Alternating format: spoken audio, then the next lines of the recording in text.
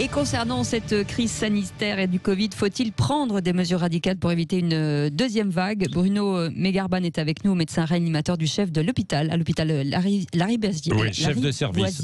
Voilà, vous l'avez bien dit, chef de service à l'hôpital Lariboisière. Bonjour Bruno Megarban. Bonjour. Bonjour.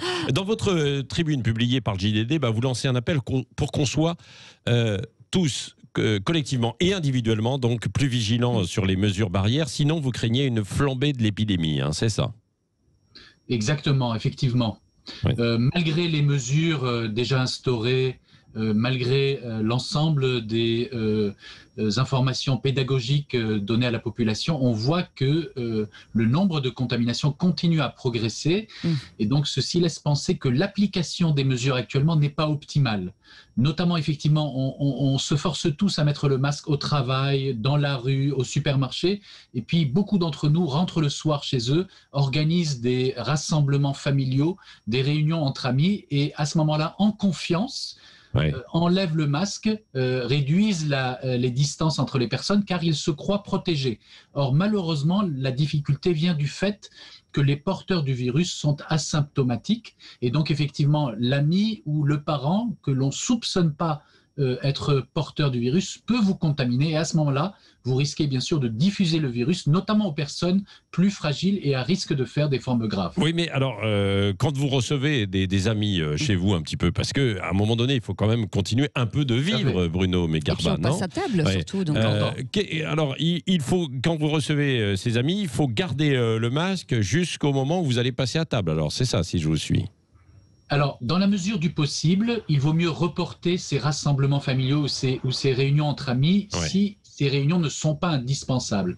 Mais si c'est nécessaire, il faut simplement, dans un premier temps, garder les distances. Donc, effectivement, s'asseoir à 1 mètre les uns des autres. Et puis, si ceci n'est pas possible, eh bien, à ce moment-là, effectivement, notamment en présence d'une personne plus âgée, un parent ou un ami qui aurait des facteurs de risque, à ce moment-là, effectivement, mettre le masque. Oui, c'est ça. Alors là, il pleut aujourd'hui. Les gens se précipitent beaucoup plus dans les transports en commun. C'est plus compliqué de faire du vélo, etc., et de marcher, de faire de la marche. Là, il y a danger aussi?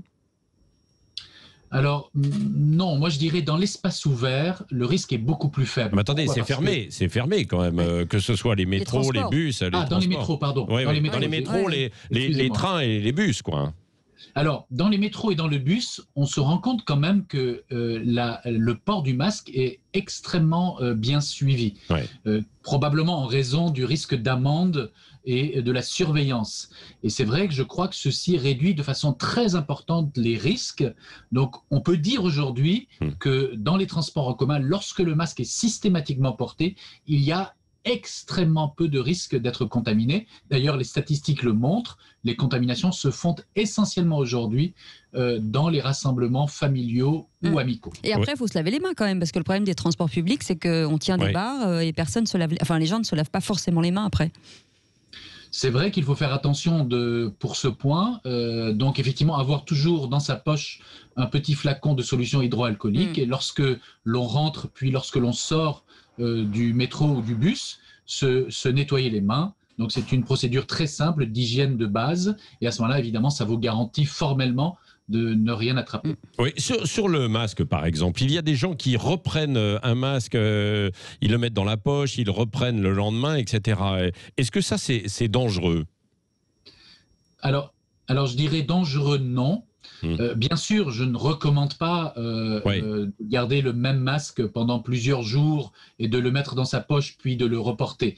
Néanmoins, le but principal du masque, c'est si jamais soi-même on est porteur du virus, eh bien c'est d'empêcher de contaminer les autres.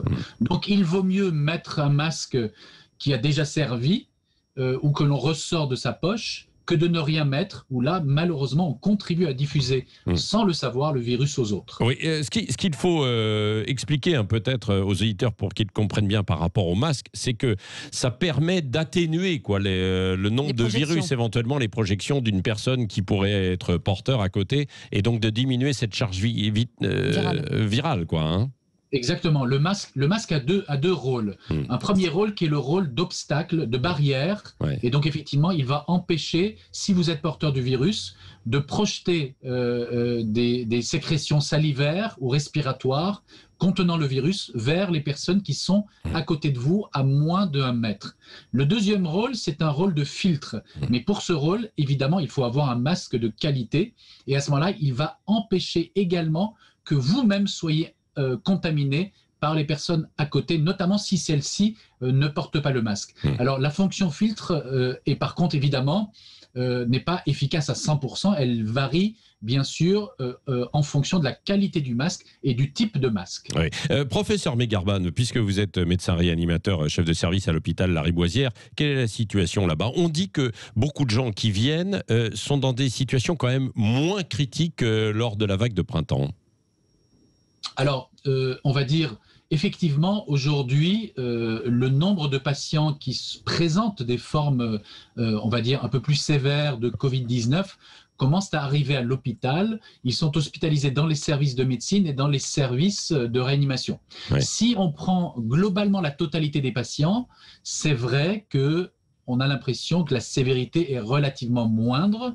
Un certain nombre d'entre eux, notamment, peuvent être pris en charge en réanimation sans devoir être intubés et mis sous ventilation artificielle. Ouais. Néanmoins, parmi ces patients, il y a des patients tout aussi sévères que lors du premier pic épidémique. Et effectivement, ils sont menacés de mise en jeu de leur pronostic vital. Nous avons déjà un certain nombre de patients décédés des suites de la pneumonie Covid. Ouais. En fait, la prise en charge globale de la pathologie en service de médecine et en réanimation s'est améliorée. Le risque très probablement de décès s'est atténué, mais il persiste. On ne peut pas dire aujourd'hui que c'est une pathologie bénigne lorsqu'on présente une pneumonie nécessitant l'admission à l'hôpital et la mise sous oxygène. Ouais. Merci beaucoup, professeur Megarban, médecin réanimateur et chef de service à l'hôpital Lariboisière. Merci d'avoir été avec nous en direct ce matin sur Sud Radio. Et tout de suite.